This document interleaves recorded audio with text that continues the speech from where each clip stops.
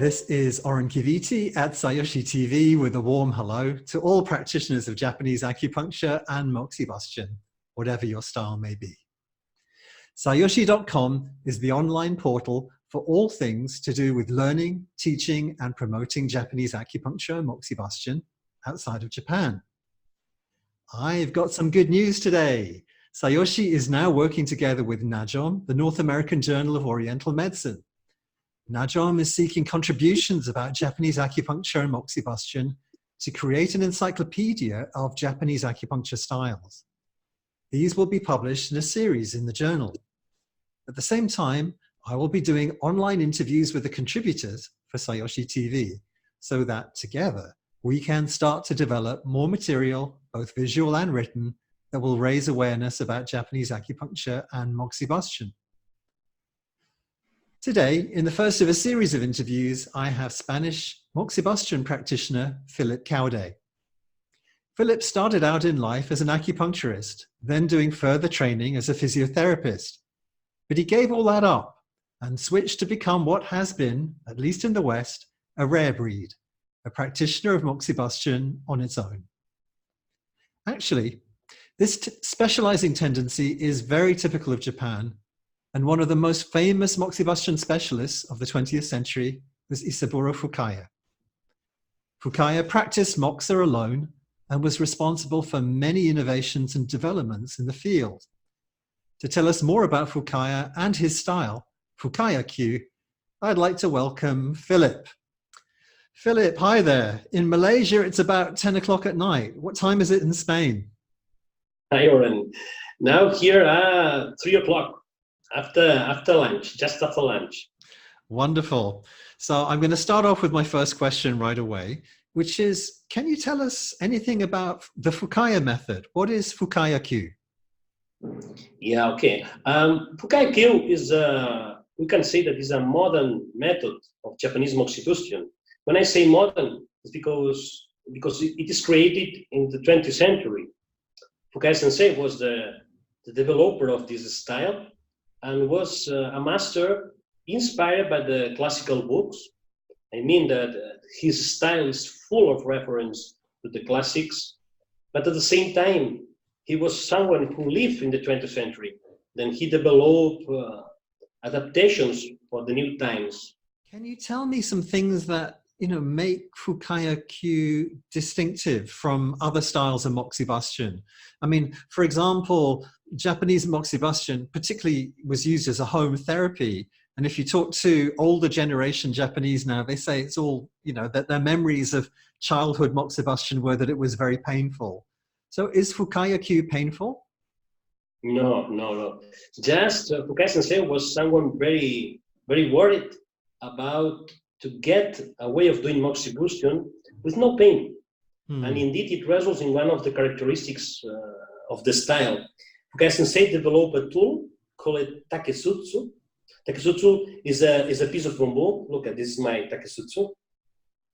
Okay, one side is open and one side is closed. Okay, and only one space. This is very important because nowadays there are other styles, MOXIBUSTION styles, which use other kind of bamboos.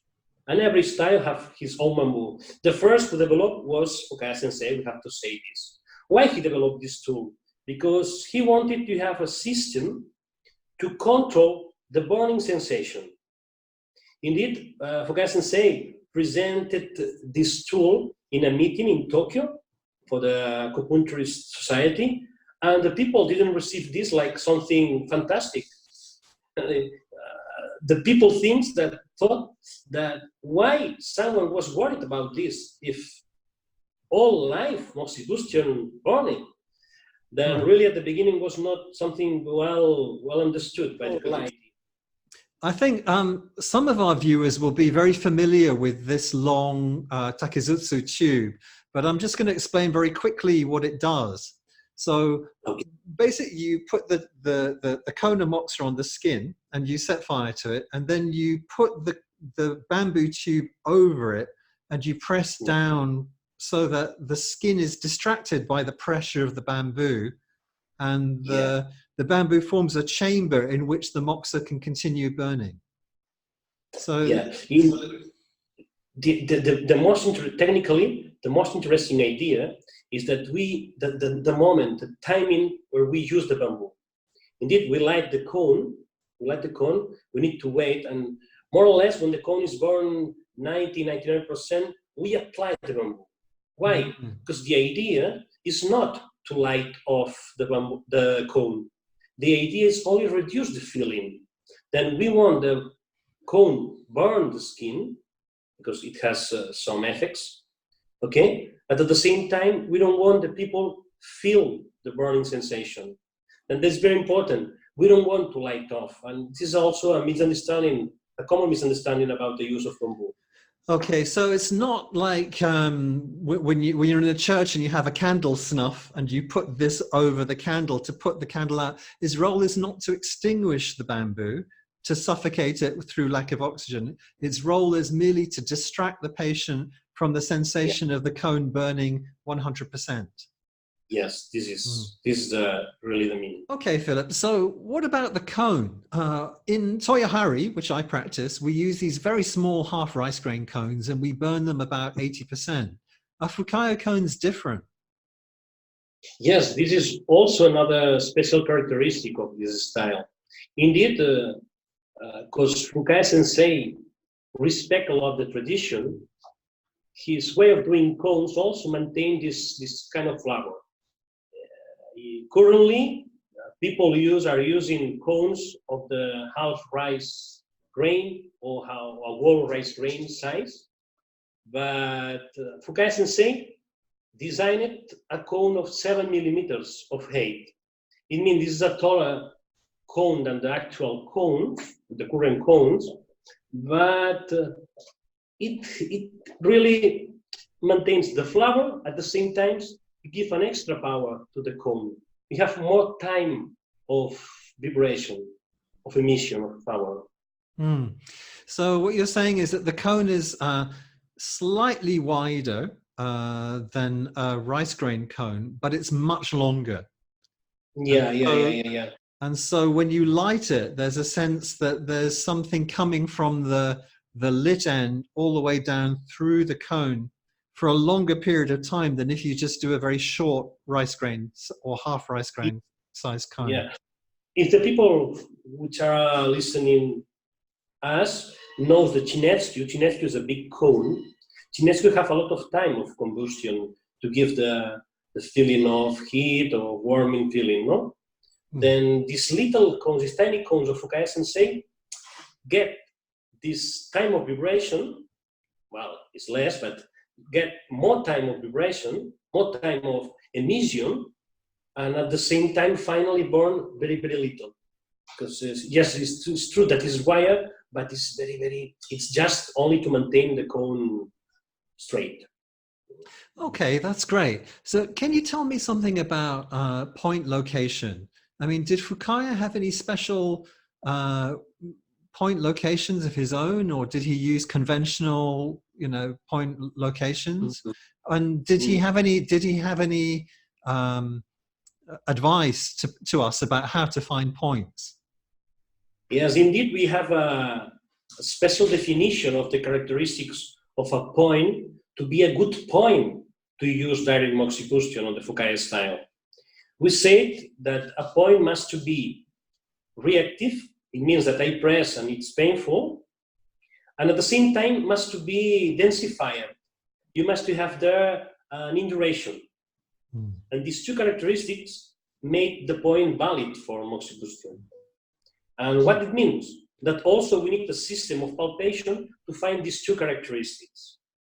Then in the Fukaya style, we develop a way of finding points where we try to get inside the body, doing something like rubbing, okay?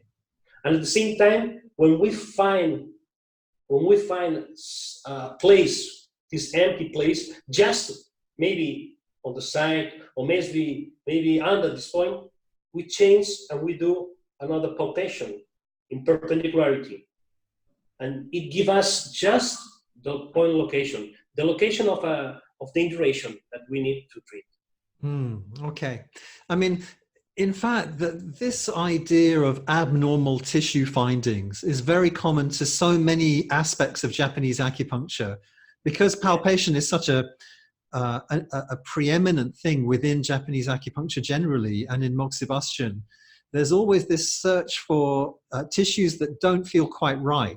So maybe they feel very soft or weak or cold or puffy or flabby, or particularly in terms of MOXIBUSTION, you're looking for this abnormal hardened tissue, and that's the point that you want to use to put the MOXA on.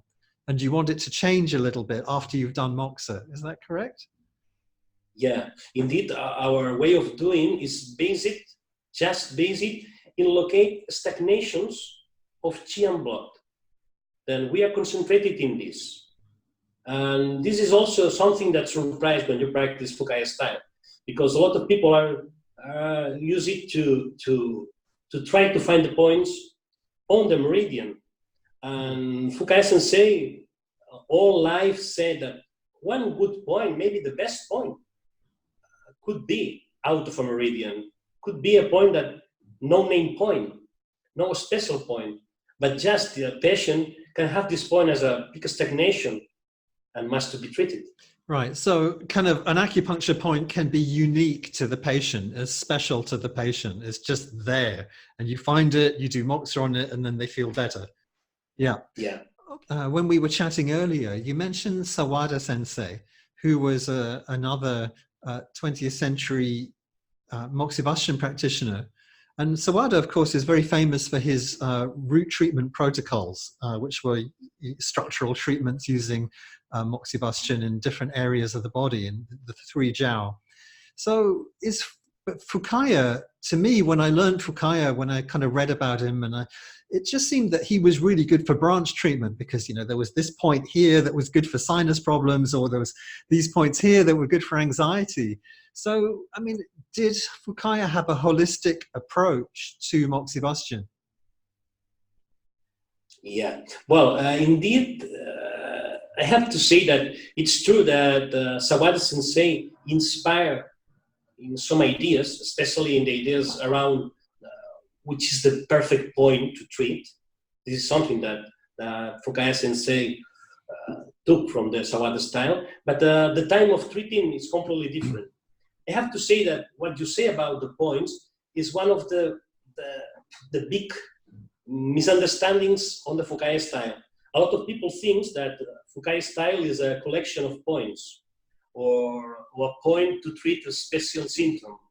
But this is not true. Indeed, I have to say you that all the literature about Fukaya has not been translated to other languages, then all remains in Japanese. Then only very few people who had to study with a master or with someone who take something from the style of Fukaya learn things like this point is for this symptom. And this is not true.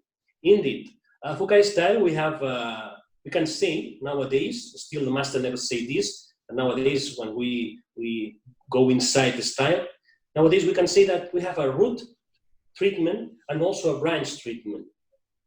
Root treatment is focused on the back, especially, and a branch treatment is full of different MOXA techniques to treat symptoms. Okay, so you're saying that the root treatment is very much centered on the back and the upper back, and the branch treatment could be more points on the limbs. But Fukaya integrated those two together to make a kind of holistic root and branch combination. Is that right? Yes. Okay. And especially, he was someone, I have to see you because this is very unknown for the people, and I think that people will like. Especially, Fukaya sensei was someone very, very spiritual. I mean, that was someone who liked to listen to the patient, to understand the human behind the disease. Then one of the most important places where the master tried to find points, tried to find, to explain why someone was ill, was just on the back, was on the points in the interspinosus process of the back, especially in the upper body. So those points from T3 to T8, the 5 points of Dumai. Yeah, Yeah, yeah. and in the English literature, they're often referred to as Fukaya's anxiety or neurogenic points. Yeah, yeah, indeed, this is known like this in the English literature, but really behind this, there is more. It was the dimension to understand why and who is the one who is suffering a disease. I mean, we can understand the other doing palpation in this point, and the points and treating that point. Then is more than a symptomatic treatment. It's like to touch the center, the root of someone. Okay, Philip, thank you for that. So what we've got so far is that Fukaya is a holistic root and branch MOXIBUSTION treatment. It uses a unique size of cone, which is reminiscent of the old painful cones, but much smaller and taller, so that it burns for a long time, but it only delivers heat in the last kind of second or so. And that heat is mitigated by a guide tube. And there's quite a complicated selection process of points. So it sounds like it's not easy just to kind of pick up a book and learn Fukaya style. So how can people learn it? If people want to learn Fukaya, apart from you, is there anyone in the West who's teaching it? Indeed, we have some kind of lineage inside the style. I mean, the first one was Fukaya sensei. The second one was Irie sensei. After Irie sensei came Fukushima sensei, my master. And he's in Japan, and if you want to learn in Japan, you must to find him, of course. And after him, nowadays, Shima sensei, in his last book, considered me as the fourth of the lineage. I think we should introduce Shinma sensei, because not everyone will know who he is. But Fukaya sensei had a son who's now an 82-year-old. 84. Oh, 84. Okay. He's a very, very accomplished guitar player and classical guitar player. But he's made it his life's work to preserve his father's legacy through writing and organizing seminars. So both Fukushima sensei and Shinma sensei have passed a lot of their knowledge to you. So and hopefully you're writing material for people like us in the West to read. I've been talking a lot about your teacher Shinma sensei. Is there anything that you'd like to add? Yeah, I think that we must recognize him, because thanks to him, nowadays we have the Fukaya style still with us. I mean that he had done a big effort along the life, especially after the life or the death of Fukaya sensei, to promote writing the books, writing articles, and trying to continue the seminars with other people, not with the group of Fukaya sensei. Then I think it's a special figure that we need to respect a lot. You published a book in Spanish, is that right? Yes, yeah. You know, I am Spanish, and first of all, I write in Spanish. Then my first books are written in Spanish. I hope to translate them in English one day. Okay, I hope to help you with that at some point. Okay, so if people in the West want to study Fukaya Kyu in a holistic, progressive way, then they need to come to your seminars in Europe. Is that correct? Yeah. Okay. If you want, I have to say to you one thing very interesting. When I have this line of people is because everyone had put something to understand on the performance of the style or to understand the style. In the case of my master, Fukushima sensei, he was able to simplify some of the process on the Fukaya Kyu. And it gives us, I think, a very clear way of doing style. In my case, I am Westerner, no? You know, and I had done the effort to understand what's behind and under the style. Then it means that my work, and this is the reason to be recognized in this line, my work had been to develop a vocabulary and also a theory called triangle theory to understand why we are doing when we practice Fukaya style. Then we have these kind of reasons to teach. If not, no reasons to teach. I think that everything goes through a process of translation, particularly into different cultures.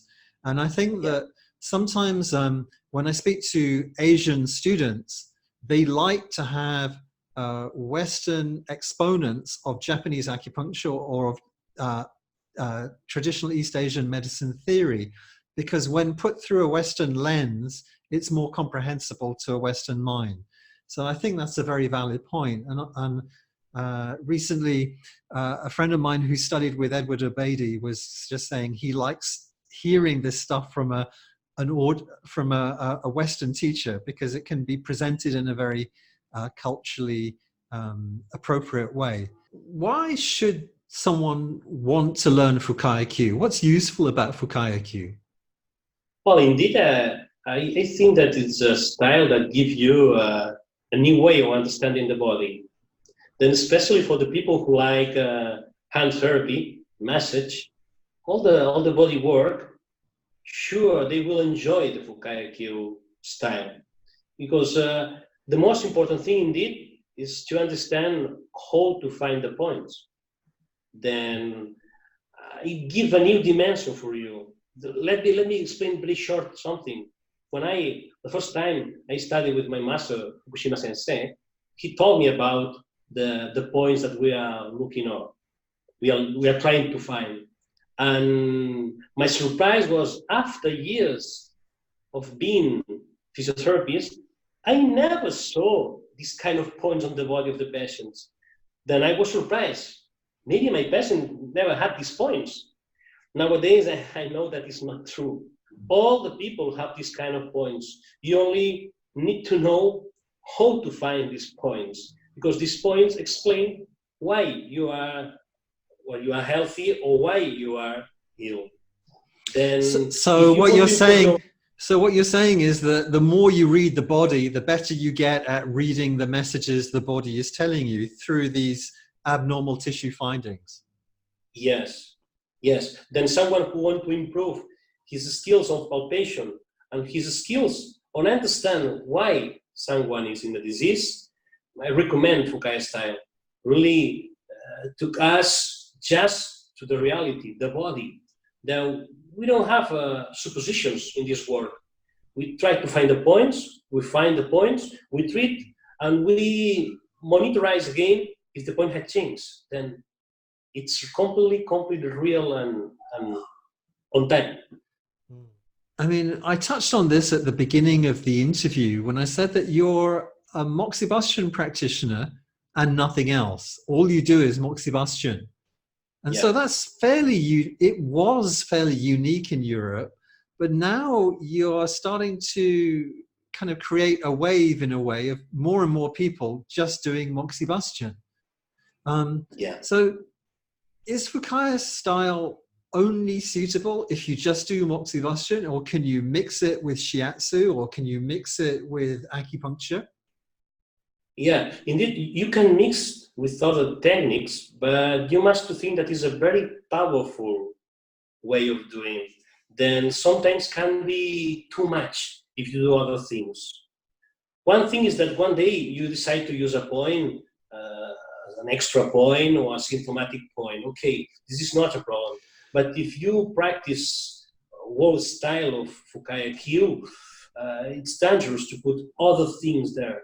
Other things, like, imagine that after the Fukaya style you want to do acupuncture. Could be a little bit hard for the patient. Or maybe if you decide to do some body work or hand therapy, do something very soft. Because MOXIBUSTION have a difference between the other energetic techniques. When you put the MOXA, you are doing direct MOXIBUSTION, you are burning. It means that for a long time, it's activated the body in relation to this burn. Then it means that take care with the other stimulus that you will do, because it could be too much.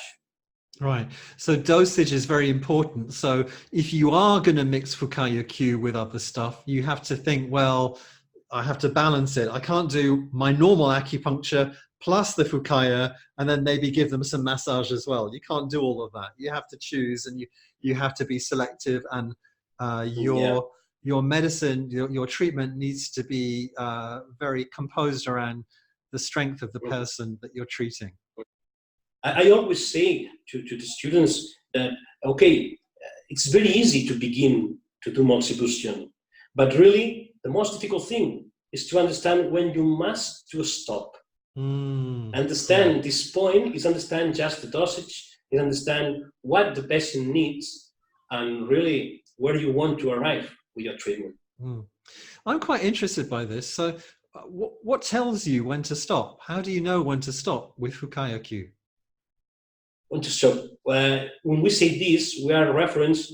We have not talked about this in the interview, but Fukaya Sensei have 10 rules, like decalogue of how to practice an effective MOXIBUSTION. Okay, and one of the rules is to understand the limit, that the dosage.